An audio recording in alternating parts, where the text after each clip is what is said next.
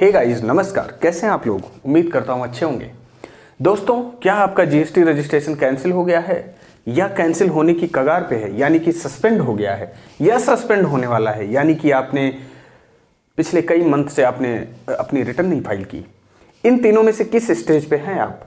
तो दोस्तों, आइए सिलसिलेवार वन बाय वन करके हम लोग समझने की कोशिश करते हैं। उम्मीद करता हूं कि ये वीडियो आपको अच्छी लगेगी, क्योंकि बहुत सारे बिजनेसमैन ऐसे हैं जिनका जीएसटी रजिस्ट्रेशन कैंसिल हो गया है just because of not filing of GST return. उनकी जीएसटी रिटर्न ना फाइल करने की वजह से due to some unfavourable circumstances, वो इंटेंशनल अनइंटेंशनल किसी भी तरीके का हो सकता है। दोस्तों, अगर आपका जीएसटी रजिस्ट्रेशन कैंसिल हो गया है और कैंसिलेशन का ऑर्डर अधिकारी ने पास कर दिया है, GST officer has pass the order of cancellation, तो from the date of cancellation within 30 days you can apply for revocation of your GST registration. आप रिवोकेशन के लिए अप्लाई कर सकते हैं, लेकिन रिवोकेशन के लिए एप्लीकेशन करने से पहले आपको जो पेंडिंग रिटर्न्स हैं, अपनी जीएसटी की जो पेंडिंग रिटर्न्स हैं, जीएसटीआर 3B, जीएसटीआर 1 वगैरह, वो सारी आपको फाइल करनी होंगी till the date of cancellation. ठीक है, उस डेट तक आपको सारी रिटर्न फाइल करनी होंगी। उसके बाद फाइल करने के बाद आप क्या करेंगे? आप रिवोकेशन का एप्लीकेशन फाइल करेंगे। रिवोकेशन का जब आप एप्लीकेशन फाइल कर देते हैं, तब ऑफिसर के पास 30 days का टाइम होता है। 30 days का टाइम होता है आपके एप्लीकेशन को एक्सेप्ट करे या रिजेक्ट करे।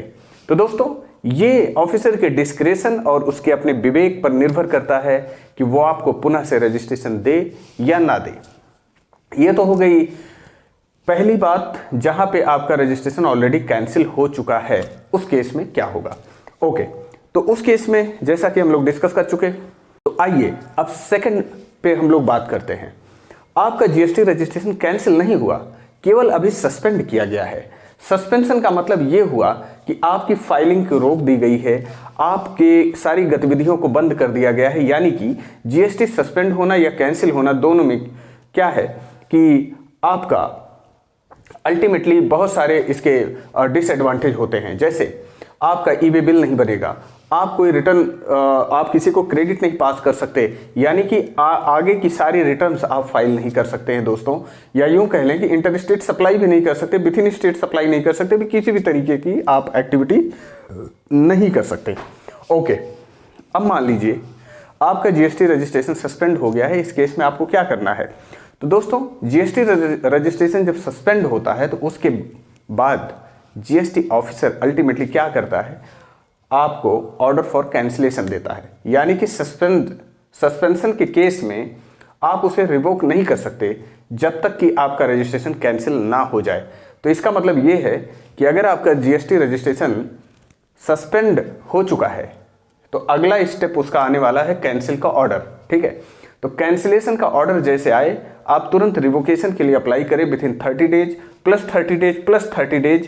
ये स्टेप बाय स्टेप ऑफिसर की हायरार्की के बेस पर 30 days का जो है वहाँ पे टाइम इनहेंस किया गया है। सस्पेंड होने वाला है। सवाल ये है कि किन दशाओं में हमारा जीएसटी रजिस्ट्रेशन सस्पेंड हो सकता है।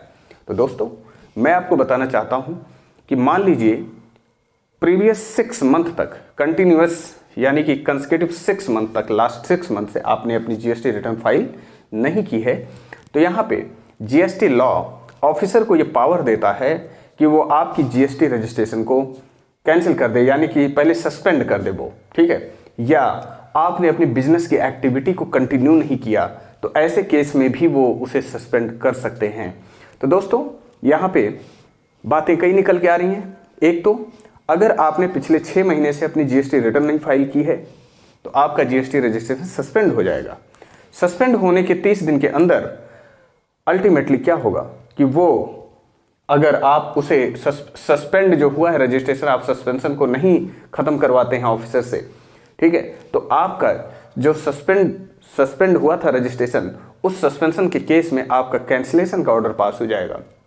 और अगर कैंसिलेशन का ऑर्डर पास हो गया, तो आपको अपनी रजिस्ट्रेशन को रिवाइव करने के लिए आपको रिवोकेशन फाइल करना होगा।